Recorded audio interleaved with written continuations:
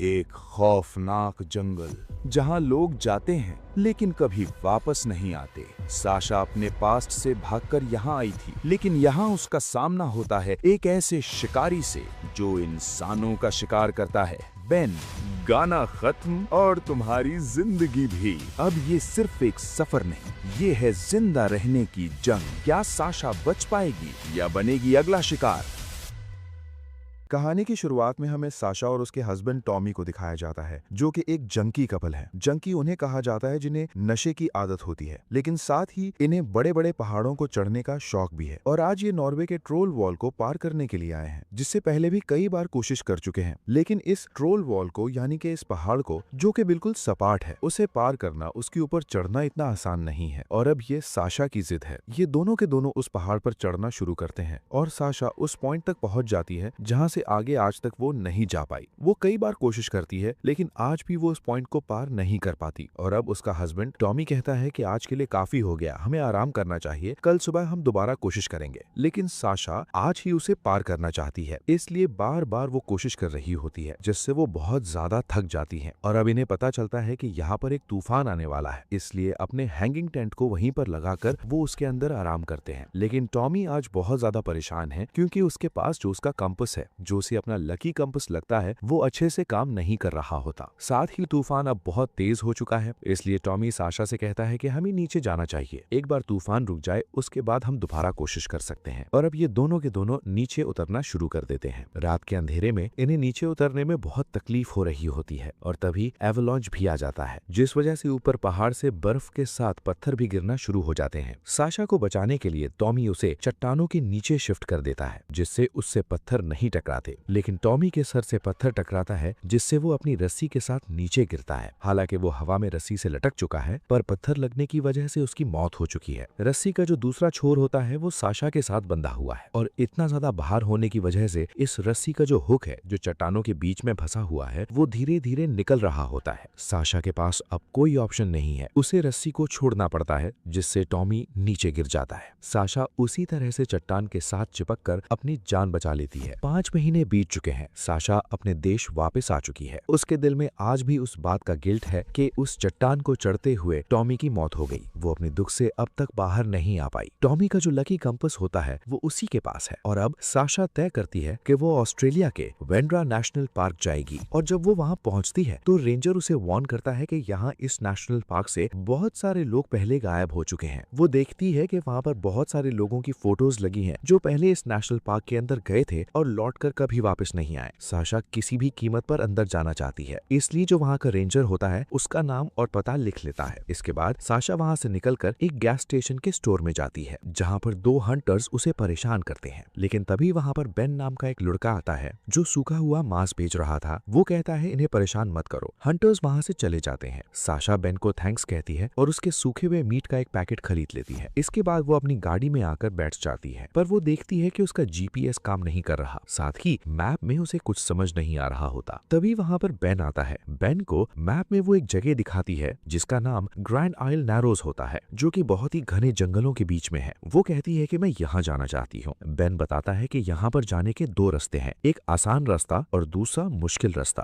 अगर तुम मुश्किल रास्ते से जाओगी तो वहाँ पर बहुत सारे खूबसूरत मनाजिर हैं, इसलिए साशा तय करती है कि वो मुश्किल रास्ते से ही ग्रैंड आइल नैरोज जाएगी। ये रास्ता शुरू होता था एक बे से। वो बे में पहुंच जाती है। रात हो चुकी थी, इसलिए वहाँ पर अपना कैंप लगाती है। लेकिन अब यहाँ पर वो हंटर्स भी आ जाते हैं जो उसे स्टोर में परेशान कर रहे थे। उसे पता है कि वो एक बार फिर से उसे परेशान करेंगे, इसलिए वो अपनी गाड़ी में जाकर उसे अंदर से लॉक कर लेती है। साथ ही पेपर स्प्रे निकाल लेती है, ताकि अगर वो उसके पास आए तो वो उनके चेहरे पर पेपर स्प्रे डाल सके। पर वो उसके आसपास भी नहीं आते। कुछ देर रुकने के बाद हंटर्स यहाँ से चले जाते हैं। साशा कुछ देर अपनी गाड़ी में सोती है। सुबह होने पर वो अपनी बोट निकालकर पानी में उतर जाती है, क्योंकि उसे इसी तरह से अपने सफर की शुरुआत करनी थी। सच में यहाँ के नजारे बहुत ही खूबसूरत होते हैं। काफी देर तक पानी का सफर तय करने के बाद जब वो किनारे पे पहुंचती है तो वहाँ पर उसे उन लोगों का सामान दिखता है जो अब तक गायब हो चुके थे। सामान को बहुत अच्छे तरीके से लगाया होता है, लेकिन साशा बहुत थक चुकी थी, इसलिए वो आराम करने के लिए एक जगह पर रुकती है। साथ ही वो अपने कपड़ों को सुखाती है और जो ड्राई मीट उसने बेन से खरीदा था उसे खाकर अपनी भूख मिटाती है, जिसके बाद वो अपने टेंट के अंदर सो जाती है। अगली सुबह